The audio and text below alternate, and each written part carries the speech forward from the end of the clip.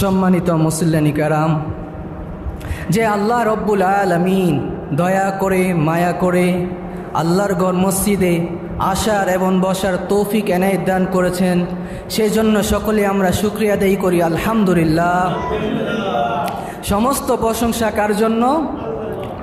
আমাদের থেকে কিছুদিন আগে বিদায় নিয়েছে মাহে রমাদান, ঠিক না? এই রমজান মাসে কি ছিল? শয়তান বন্দী ছিল।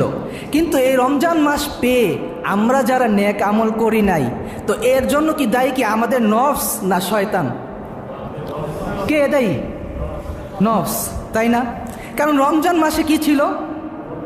শয়তান বন্দী ছিল আল্লাহ তাআলার কাছে। যদি সে বন্দী থাকে, তারপরে এই যে যারা অন্যায় জুলুম অত্যাচার করছে, আল্লাহ তাআলা এত সুন্দর নাজ নেয়ামত দিয়েছে, আমল করার তৌফিক দিয়েছেন, তারপর আমরা করি নাই, এর জন্য দায়ী আমরা না? আর যারা এই রমজান মাস পেয়ে নিজেকে পরিবর্তন করতে পেরেছে, যেমন নামাজ পড়েছেন, হজ করেছেন বা জাকাত করেছেন, দিয়েছেন, যে যাই করেছেন আল্লাহ তাআলা সন্তুষ্টির জন্য না? আর নামাজ পড়ছি আমরা কার জন্য? যেমন আমরা সুন্নত পড়েছি, নফল নেক আমল করেছি, এগুলা কার জন্য করেছি? আল্লাহ তাআলার জন্য। এখন আমরা যারা রমজান মাসে নেক আমল করেছি, এখন রমজান মাস চলে গেছে, এখন আমরা কি নেক আমলগুলো বন্ধ করে দিব? বন্ধ করে দিব? এ দেখেন, আমরা রমজান মাসে অনেকেই দাড়ি রেখেছি, সুন্নত অনুযায়ী পোশাক পরেছি, চুল নবীজির সুন্নত মোতাবেক রেখেছি, তাই না? এবং আমরা অনেক নাটক সিনেমা থেকে কি দূরে ছিলাম। তো এখন যে রমজান মাস চলে গেছে, তার জন্য কি আমরা এখন ওই অশ্লীল কাজ থেকে কি দূরে সরে যাব, না ওই অশ্লীল কাজগুলো করব? দূরে সরে যাব না? তো দূরে সরে গেলে কি আমাদের লাভ হবে না লস হবে? দেখেন রমজান মাস কত তাড়াতাড়ি চলে গেছে। দেখেন আমাদের মৃত্যুর সময় কি এরকম গনিয়ে আসতেছে, আমরাও কি একদিন পরকালে চলে যাব। কিন্তু আমরা যে কবরে যাব, কবরে যাওয়ার আগে যে কাজগুলো করতে হবে, আমরা কি একজনও করেছি? আমাদের কাজ হলো কি নেক আমল করা, আর আল্লাহ তাআলার কাজ কি কবুল করা। এখন এই নেক আমলগুলো কবুল হওয়ার শর্ত কি? হালাল রিজিক গ্রহণ করা না হারাম রিজিক গ্রহণ করা? তো রমজান মাস ছিল তাকওয়া পরিবর্তনের মাস। তো রমজানের পরে কি এসেছে? শাওয়াল মাস। এই শাওয়াল মাসে একটি আমল আছে, আপনারা জানেন কি আমল? 6টি রোজা রাখতে হয়। এখন কথা হচ্ছে, এই 6টি রোজা রাখার ফজিলত কি? এক মাস তো আল্লাহ তাআলা আমাদের কি উপহার দিয়েছে বান্দাদের, এটার কোনো হিসাব নাই, কিন্তু বাকি 11 মাসের হিসাব আছে। কিন্তু এই শাওয়াল মাস আমরা যেহেতু পেয়েছি, আমরা যারা পারবো 6টি রোজা রাখবো। এই 6টি রোজা রাখলে 11 মাসে যতগুলো নফল রোজা রাখবেন আপনি, ওই দেখার সবটাই কি পেয়ে যাবেন। এখন এখানে একটা প্রশ্ন আসে যে আমাদের যারা মা বোন আছে, তাদের তো একটা সমস্যা হয়। এই সমস্যা থাকার কারণে রমজান মাসের অনেকগুলো রোজা কি কাজা হয়ে যায়। এখন এই কাজা রোজাগুলো কি আগে রাখবে না শাওয়াল মাসের রোজাগুলো আগে রাখবে? এখন তারা যদি পারে কাজা রোজাগুলো আগে রাখবে, তারপরে কি শাওয়াল মাসের বাকি 6 রোজা রাখবে। ঠিক আছে, বুঝতে পারছেন? তো এখন আমাদের কি করতে হবে? তাকওয়া পরিবর্তন করতে হবে। রমজান মাসে যেমন আমরা দাড়ি রেখেছি, বাকি 11 মাস কি আমরা দাড়ি রাখবো না? যুবক ভাইয়েরা কথা বল না কেন? রাখবো না? কিন্তু সবচেয়ে আফসোসের বিষয় কি জানেন? ঈদের দিন যখন আমাদের সামনে চলে আসে, ঈদের দিন কিন্তু অনেক জায়গায় বিভিন্ন জায়গায় কি হয়? গান বাজনা হয় নাই। তো এই কি আমাদের তাকওয়া পরিবর্তন হয়েছে? আমরা আজকে নামে মুসলমান, কাজে সবাই অমুসলিম। কথাটা বললে আপনারা রাগ করবেন। দেখেন বিভিন্ন জায়গায় গান বাজনা হয়েছে না? এগুলা কি মুসলমানদের কাজ? আপনিই বলেন। এই জন্য কবিরা বলে যে যেমন বাপ তেমন বেটা, যেমন মা তেমন জি। তো বাপ মা যদি তার সন্তানকে শিক্ষা না দিতে পারে, এর জন্য দায়ী কে? আপনার সন্তানকে আপনি যে দুনিয়াতে রেখে যাবেন, সে যদি একটা ভালো কাজ করে, আপনি কবরে বসে বা শুয়ে থেকে, মানে যে আপনি যেই পরিস্থিতিতে থাকেন সব পেতে থাকবেন। কিন্তু সে যদি অন্যায় কাজ করে, আপনি সেটা কি গুনাহ পেতেই থাকবেন। তাহলে আপনি এই সন্তানের জন্য জীবন যৌবন বিলীন করে দিচ্ছেন। কার জন্য? তো সন্তানের জন্য যদি বিলীন করে দিচ্ছেন, আপনার সন্তান কি করছে? প্রকাশ্যে গান বাজনা করতেছে। তো আপনি কি একবারও বাধা দিয়েছেন? তা আমরা কি শুধু নামেই কি মুসলমান হয়ে থাকলাম? এখন আপনাদের কাছে আমার প্রশ্ন, আমাদের আসল ঘরের নাম কি? বিল্ডিং না কবর? বিল্ডিং না কবর? আমাদের আসল ঘর যদি কবর হয়, তাহলে আমরা দুনিয়াতে কি করতেছি চিন্তা করে একবার দেখেছেন? দেখেন, আপনি আপনাদের ছোট্ট একটা উদাহরণ দিই। আপনারা অনেকেই আছেন না, বিড়াল কুকুর পালেন। সে যদি আপনার কথা না শোনে, আপনার মনে কীরকম লাগবে? কীরকম লাগবে? যে রব আপনাকে আমাকে সৃষ্টি করেছেন, দুনিয়াতে পাঠিয়েছেন নেক আমল করার জন্য, কিন্তু রবের পথে আমরা না চলে, নূর নবীজির দেখানো পথে না চলে আমরা যে পথে চলে যাচ্ছি, খারাপ পথে চলে যাচ্ছি, আমাদের রবের কি কষ্ট হয় না? কষ্ট হয়? কথা বলে না, কষ্ট হয়? যদি কষ্ট হয়ে থাকে, তাহলে আপনি আমি কি করলাম? একবার নিজের বিবেককে প্রশ্ন করেন। আপনারাই তো জবাব দিলেন আমাদের আসল ঘরের নাম কবর। তো কবর হয়ে থাকলে আমরা কয়জনের খবর নিচ্ছি এই কবরের? আজকে আমি যদি মারা যাই, আমাকে কেউ ঘরে রাখবে? রাখবে? রাখবে না। কি করবে? কবর পাঠিয়ে দিবে। আপনি একটাবার চিন্তা করে দেখেন, ছোট্ট একটা কবরে কিভাবে আপনাকে রেখে দিয়ে আসবে? আপনাকে শোয়ানোর পরে কি বাঁশ দিবে, চাটি দিবে, মাটি দিবে, কিভাবে আপনি থাকবেন? আর কীভাবেই বা থাকবেন, এটা একটু চিন্তা করলে কিন্তু দুনিয়ার থেকে যত খারাপ বন্ধ কাজ আছে সবগুলা কি দূর হয়ে যায়। কিন্তু আমরা পারি না কেন? আমাদের নফস খারাপ হয়ে গেছে। আমরা একটা ভালো কাজকে প্রাধান্য দিই না। যখন আজান দেয় মসজিদে, আমাদের মনটা, শরীরটা ভালো লাগে না, একটু ঘুমাই লই, একটু খেললে লই, আর খেলাটা দিয়ে খেলই। এই হলো আমাদের কি বর্তমান অবস্থা। তা আমাদের কবে হুঁশ হবে? এই যে দেখতে দেখতে কিন্তু আমাদের দিনগুলা কি চলে যাচ্ছে। কারো 24 বছর, কারো 50 বছর হয়ে গেছে। আমরা কি করছি কবরের জন্য? খালি কি ছেলে মেয়ে বউ যে স্ত্রীর জন্য করলেই হইব? নিজের জন্য কিছু করতে হবে না? তা আমাদের প্রথমত কাজ কি? 5 ওয়াক্ত নামাজ আদায় করা, এরপরে কি হালাল রিজিক গ্রহণ করা, এরপর যারা এতিম অসহায় আছে, যারা পাড়া প্রতিবেশী আছে, তাদেরকে সাহায্য করা। জান্নাতে যাওয়া কিন্তু খুব সহজ, কিন্তু আমরা কঠিন করে ফেলছি। আমরা একটা মন্দ কাজ পাইলে, আল্লাহ দিলে যা করার করি, আপনারাই ভালো জানেন, কিন্তু আমরা একটা মানুষের ভালো দিক পাইলে ওটা কখনো কি প্রচার করি না, আর একটা মন্দ দিক পাইলেই। দেখেন, ছোট্ট একটা বিষয়, সন্তান যদি ধরেন বিদেশে থাকে বা কোথাও ঘুরতে যায়, এই যে মোবাইল ফোন আছে না, এই মোবাইল ফোনের মাধ্যমে, ভিডিও কলের মাধ্যমে যোগাযোগ করা যায় না? যায়। এই যে বাড়ির পাশে কবরস্থান, আমি যখন মারা যাব, আমাকে যখন কবরস্থানে রেখে আসবে, কবরস্থ করে, তারপর আমাদের কি কেউ খোঁজখবর নিতে পারবে? পারবে? পারবে না। কারণ দুনিয়ার মাধ্যমে ফোন আছে, এই ফোনের মাধ্যমে কি সন্তান কেমন আছে, মা বাবা কেমন আছে, তার পরিচয় এবং খবর, সে কোথায় আছে, আপদ বিপদ সম্পর্কে সব কিছু জানা যায়। কিন্তু ওই যে বাড়ির পাশে কবরস্থানে মাকে রেখে এসেছি, বাবাকে রেখে এসেছি, দাদা দাদি, নানা নানি, শ্বশুর শাশুড়ি, আত্মীয় স্বজন যে রেখে আমরা এসেছি, কি করেছি? তাদেরকে একবার খোঁজখবর নিতে পেরেছি? নিতে পেরেছি? নেওয়া যাবে না। যদি আপনি নেক সন্তান রেখে যান, আপনার জন্য রমজান মাসে বা অন্য সময় কোরআন খতম করবে, সে দোয়া করবে। আর আপনি যদি মনে করেন না, আমার সন্তান রেখে গেছি, ইসলামের কোনো শিক্ষা দেওয়ার দরকার নাই, মসজিদ থেকে হুজুরের না ভাড়া করে না দোয়া করব। আচ্ছা, হুজুরের কান্না আর সন্তানের কান্না কি এক হবে? আপনি আমার ভাড়া করে নিয়ে গেলেন, আল্লাহ তুমি মাফ করে দাও, 14 গোষ্ঠী মাফ করে দাও, আমার কথা কি আমি বলে যাব, কিন্তু আমার ভিতর থেকে যে আবেগ ময় কান্না আসবে। কিন্তু একজন সন্তানটা যদি আপনি নেককার হিসাবে রেখে যান, তাহলে আপনার কবরের পাশে গিয়ে সে কী করবে? কান্না করবে, দোয়া করবে। এটাই আপনার নাজাতের জন্য যথেষ্ট হয়ে যাবে। হয়ে যাবে না? আমার নবী হযরত মুহাম্মদ সাল্লাল্লাহু আলাইহি ওয়াসাল্লাম ইরশাদ করেন, যে ব্যক্তি যথাসময়ে 5 ওয়াক্ত নামাজ আদায় করবেন, তার 5টি পুরস্কার দান করবেন। কয়টি? যে ব্যক্তি যথাসময়ে 5 ওয়াক্ত নামাজ আদায় করবে, তার কয়টি? 5টি পুরস্কার দান করবেন। 1 নাম্বারটা কি জানতে চান? তার রিজিকের অভাব দূর হয়ে যাবে। সুবহানাল্লাহ, তার রিজিকের অভাব দূর হয়ে যাবে। আমরা কি নামাজ পড়ি? আমরা নামাজ পড়ি না, আমরা আল্লাহ দেয় না। আল্লাহ দিব কি করে? আপনি তো হালাল রিজিকই গ্রহণ করেন না। আপনি যদি হালাল খাবার না খান, আল্লাহ আপনার দোয়া কিভাবে কবুল করবে? আপনি একবার বলেন। তাহলে 1 নাম্বার কি? খাবারের রিজিক দূর করে দিবেন, মানে খাবারের অভাব যত আছে সব কি দূর করে দিবে। 2 নাম্বার, ফুল সিরাত বিজলির ন্যায় পার করে দিবেন। সুবহানাল্লাহ। 3 নাম্বার হচ্ছে আপনার আমলনামা ডান হাতে দান করবেন। কোন হাতে? 4 নাম্বার কি জানেন? কবরের আযাব মাফ করে দিবেন। কি করবেন? তো কবরের আযাব মাফ করতে হলে যে কি করতে হইব? নামাজ পড়তে হইব, নবীজির দেখানো পথে চলতে হবে। আমি আপনাদের একটা ছোট্ট একটা ঘটনা বলি, তাহলে আল্লাহ তাআলা 4 নাম্বার কি করবে? কবরের আযাব মাফ করে দিবেন।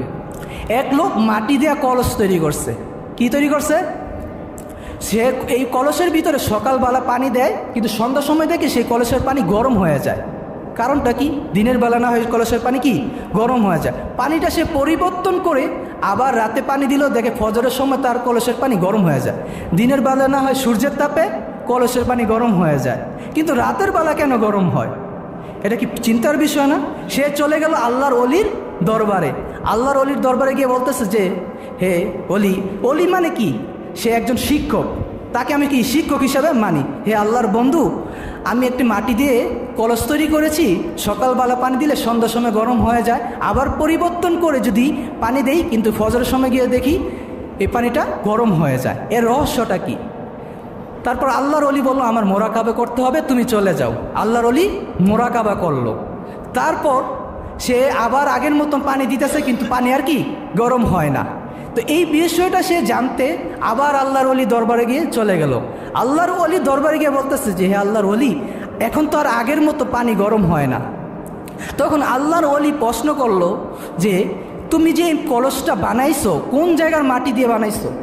তখন লোকটা বলবো, আজ থেকে 39 দিন আগে আমার পিতা দুনিয়া ছাড়িয়ে অন্ধকার কবরে চলে গেছে, বাড়ির পাশে তাকে কবরস্থ করে হয়েছে, কিন্তু অবশিষ্ট কিছু মাটি রয়ে গেছে, সেই মাটিগুলো দিয়ে আমি কলস বানিয়েছি, বাবার স্মৃতিস্বরূপ হিসাবে রেখে দিয়েছি, যাতে এই কলসটা যখন দেখবো বাবার কথা মনে পড়ে, বাবার জন্য দোয়া করতে পারি।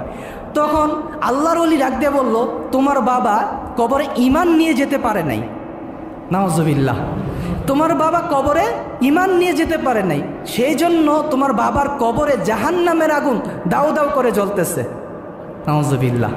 তো দেখেন, সামান্য মাটি যদি এরকম গরম হয়ে যায়, কবরের ভিতরে কেমন ভয়ঙ্কর আযাব হইতেছে। এখন আমরা তো বলেছি, আমি শুরুতে একটা কথা বলেছি, আমরা নামে মুসলিম কামে অমুসলিম, কারণ আমরা কয়জন বে আল্লাহ তাআলার হুকুমগুলো মানতেছি। তাই আপনার নবী আজ থেকে 1500 বছর আগে বলেছেন, কলেন নবী সাল্লাল্লাহু আলাইহি ওয়াসাল্লাম, আখলিস দীনাকা ইয়াকফিকাল আমালুল কলিল। হযরত নবী করিম সাল্লাল্লাহু আলাইহি ওয়াসাল্লাম ইরশাদ করেন যে, তোমার ঈমানকে খাঁটি করো। আল্লাহর নবী প্রথমে কি বলছেন? তোমার ঈমানকে খাঁটি করো। তারপর কি? অল্প আমল করো, অল্প আমল করো, এটাই কি নাজাতের জন্য যথেষ্ট হয়ে যাবে। তো কিয়ামতের দিন সর্বপ্রথম কিসের হিসাব হবে?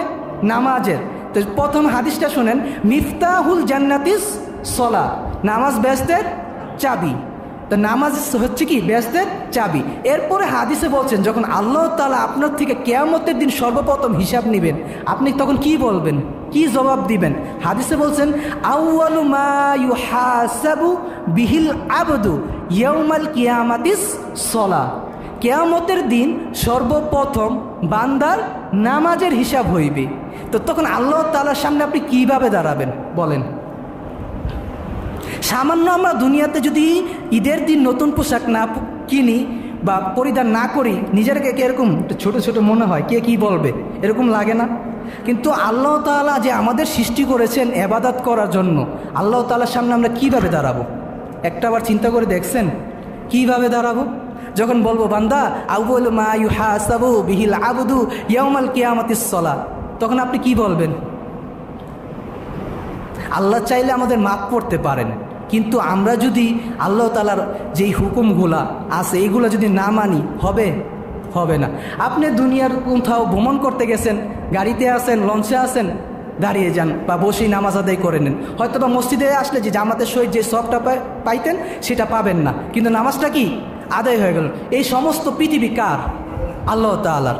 তো আমার আল্লাহ রব্বুল আলামিন 27 নম্বর পারা সূরা জারিয়াত 2 নম্বর পৃষ্ঠায় 56 নম্বর আয়াতে বলেন, ওয়ামা খলাকাতুল জিন্না ওয়াল ইনসা ইল্লা লিয়াবুদুন। নিশ্চয় মানুষ এবং জিন জাতিকে সৃষ্টি করেছি একমাত্র আল্লাহ তাআলার ইবাদত করার জন্য। কি করেছেন? একমাত্র আল্লাহ তাআলার ইবাদত করার জন্য। এখন আমরা কেমন ইবাদত করতেছি আমরাই ভালো জানি। আমাকে আপনাকে আল্লাহ তাআলা সৃষ্টি করেছেন একমাত্র আল্লাহ তাআলার ইবাদত করার জন্য। আমাকে আপনাকে মানুষের বিরুদ্ধে কথা বলার জন্য সৃষ্টি করে নাই, ওলি আল্লাহর বিরুদ্ধে কথা বলার জন্য সৃষ্টি করে নাই, ঘুষ সুদ খাওয়ার জন্য সৃষ্টি করে নাই, এবং নবীদের বিরুদ্ধে কথা বলার জন্য সৃষ্টি করে নাই।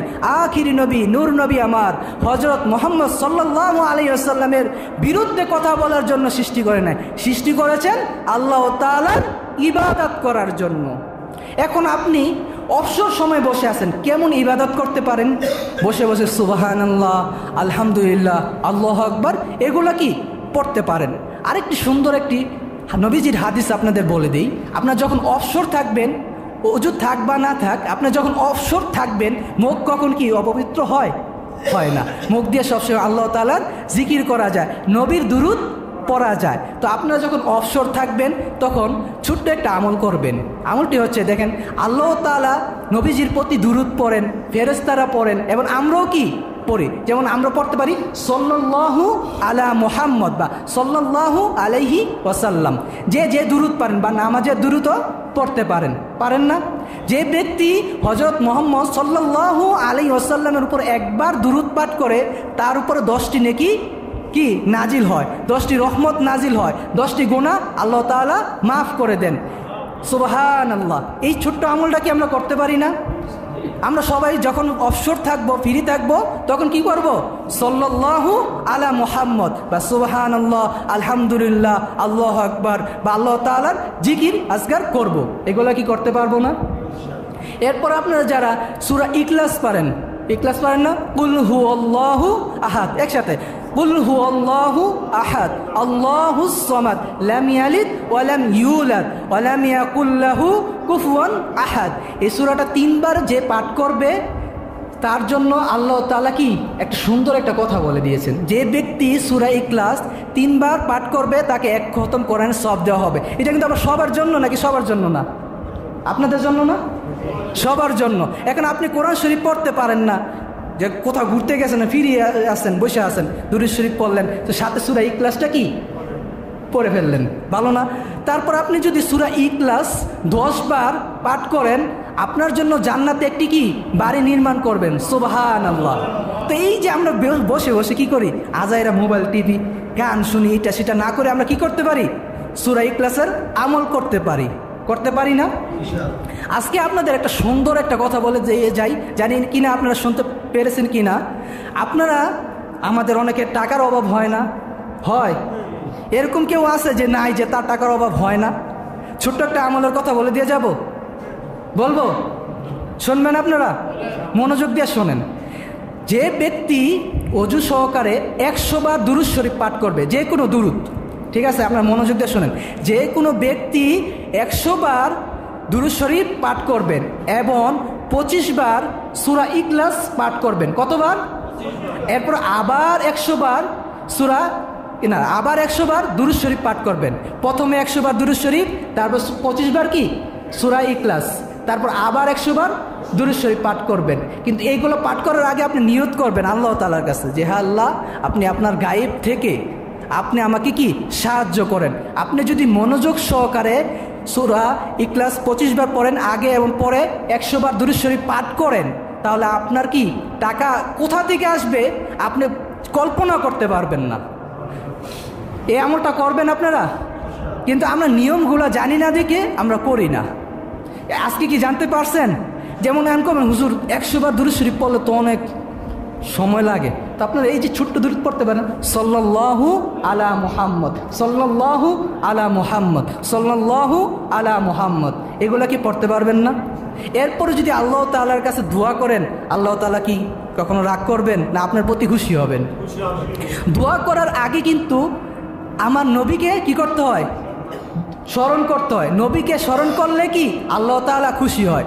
দেখেন, এই পৃথিবীতে সর্বপ্রথম ভালোবাসতে হবে কাকে? কাকে? আল্লাহকে। তারপরে কাকে? আমাদের প্রিয় নবী হযরত মুহাম্মদ সাল্লাল্লাহু আলাইহি ওয়াসাল্লামকে। তারপরে কাকে? মা বাবাকে। তারপর কাকে? শিক্ষকদের, যারা ভালো পরামর্শ দিবে, যে শিক্ষকগুলা, তার কথা মানতে হবে, তাই না? এখন আপনার শিক্ষক যদি বলে যে তুমি মসজিদের ওই থাইটা ভেঙে লাও, আপনি কি ভেঙে নেবেন? যদি আপনার শিক্ষক বলে নামাজ পড়তে, তখন তো আপনার আবার এইগুলো কি মানবেন না? যদি শিক্ষক বলে জানালা ভেঙে লাইতে, আপনার ভেঙে নেবেন? যদি বলে নামাজ পড়তে, নেক আমল করতে, তখন কি করতেই হবে। এবং আপনারা যদি নিজের হায়াত বৃদ্ধি করতে চান, আত্মীয় স্বজনদের সাথে কি সম্পর্ক রাখতে হবে। আমরা কিন্তু এটা রাখি না। অনেকে এই যে ঈদ গেছে, অনেকে কি আত্মীয় স্বজনের খোঁজ খবর নেয় না, কিন্তু এটা আমরা অনেক ভুল করি। নিজের হায়াতকে যদি লম্বা করতে চান, আত্মীয়তার সাথে কি ভালো সম্পর্ক রাখতে হবে। হয়তো বা আপনার সাথে সে কি বনে না, যাই হোক, কিন্তু মাঝে মাঝে খোঁজ খবর নিলে কি হয়ে যায়, কি রে কেমন আছিস, ভালো আছিস। আমরা কিন্তু এই সম্পর্কগুলো কি রাখতে পারি, কিন্তু না, আমাদের অহংকারের কারণে আজকে আমরা সম্পর্কগুলো কি বিচ্ছিন্ন করে দিই। এগুলা করা যাবে না। দেখেন, আমরা যদি নবীজির দেখানো পথে না চলি, তাহলে কারা চলবে? দেখেন, মুনাফেক যে উমর রাদিয়াল্লাহু তাআলা আনহুর পিছনে কিন্তু নামাজ পড়ছেন, কিন্তু উমর রাদিয়াল্লাহু তাআলা আনহুর পিছনে থেকে নামাজ পড়ে কি উমর রাদিয়াল্লাহু তাআলা আনহুকে ছুরি দিয়ে হত্যা করছে। আলী রাদিয়াল্লাহু তাআলা আনহুর ক্ষেত্রে কি এক হয়েছে, এরকম হয়েছে না? তা আমরা কি মুনাফিকের পরিচয় দিব? আমরা কি মুনাফিকের পরিচয় দিব? আমাদের নবীজি কি এইগুলা কি আমাকে শিক্ষা দিয়ে গিয়েছেন? কি শিক্ষা দিয়েছেন? যে আমার উম্মত, তুই যখন অবসর থাকবি তখন আমাকে স্মরণ করবি, আমার রবকে স্মরণ করবি, নেক আমল করবি। এগুলা করলেই কি, আমাকে স্মরণ করলেই কি, যে একবার স্মরণ করতেছ তোর গুনাহ মাফ করে দিতেছি, এরপর আল্লাহ তাআলা রহমত নাজিল করতেছে। এতে আর কি আছে? কি আছে বলেন? তো আমাদের এখন বর্তমান যারা বাবা আছেন, তাদের একটা উচিত তার ছেলেকে, তার মেয়েকে কি ভালো শিক্ষা দেওয়া। আপনার সন্তানকে যে আমি মাদ্রাসায় পড়াতে হবে, বিষয়টা কি এরকম? বিষয়টা এরকম। আল্লাহ তাআলা বলছে যে দুনিয়ার কথা বলছে কয়বার? 2 বার। দুনিয়ার কথা বলছে কয়বার? 2 বার। আখিরাতের কথা বলছে কয়বার? 1 বার। তো আপনি দুনিয়ার শিক্ষার পাশাপাশি আপনার সন্তানকে কি আখিরাতের শিক্ষা দিতে হবে। যেমন আমি আমার ছাত্রদের পড়াই, যেগুলো ছাত্র মানে জেনারেল শিক্ষিত, ওদেরকে পড়াই একটা, যাতে ঈদের নামাজ পড়াইতে পারে, মা বাবার জানাজা পড়াইতে পারে। এর থেকে আর কি আছে? তো আপনারাও যারা আছেন মা বাবা, তাদের উচিত আপনার সন্তানকে কি কোরআন শিক্ষা দেওয়া, নামাজ শিক্ষা দেওয়া, কিভাবে আপনার মৃত্যুর পরে যেন আপনার সন্তান আপনার জানাজা পড়াইতে পারে, এই শিক্ষাগুলো দেওয়া, তাই না? বাবারা এইদিকে কি একটু কাট দিবেন। আর মেয়ের মাগো কি কমো আর